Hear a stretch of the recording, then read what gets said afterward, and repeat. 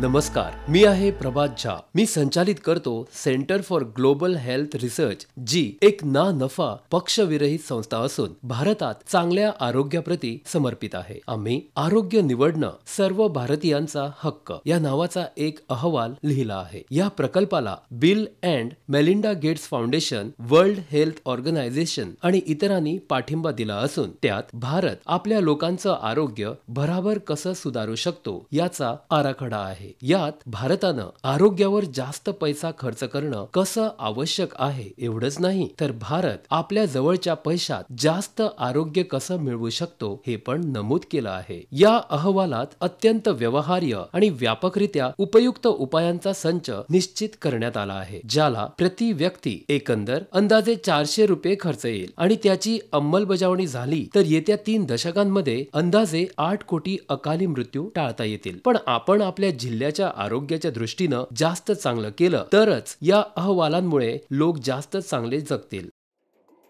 एका भारतीयाची सरासरी आयु मर्यादा 64 वर्ष आहे।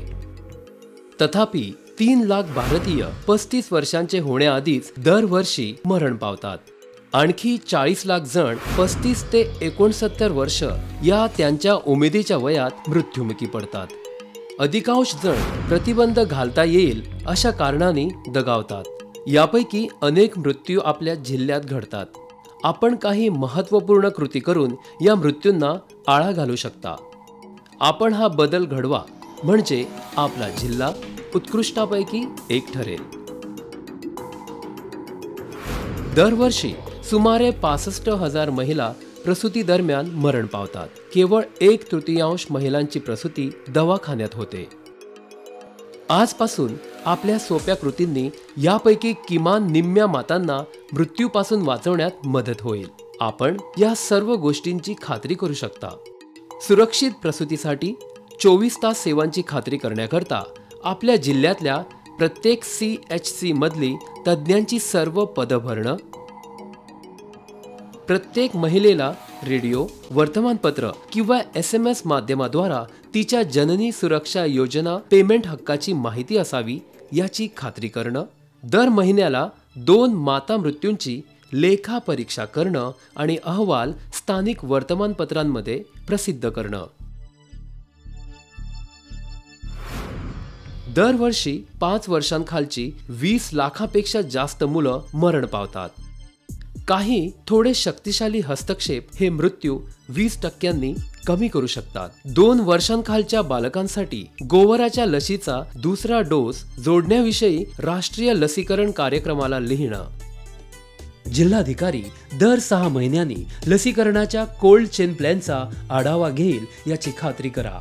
लेखा परीक्षा स्थानिक वर्तमानपत्रात प्रसिद्ध करा। ऑक्झिलरी नर्स मिडवाईव्हजना पुढल्या विषयांवर किमान 2 प्रशिक्षण सत्र मिळतील याची खात्री करणं।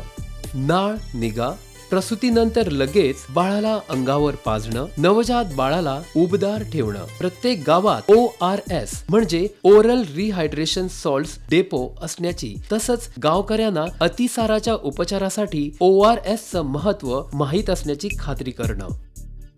क्षय आणि हिवतापासारख्या संसर्गजन्य रोगांमुळे 15 ते 59 या सर्वात उत्पादक वर्षांच्या लोकांचे अकाली मृत्यू घडतात। हिवताप रुग्णाला मृत्युमुखी धाडतो किंवा दुर्बल करतो। आपल्या जिल्ह्यामधले हे मौल्यवान जीव वाचवण्यासाठी आपण हे करू शकता।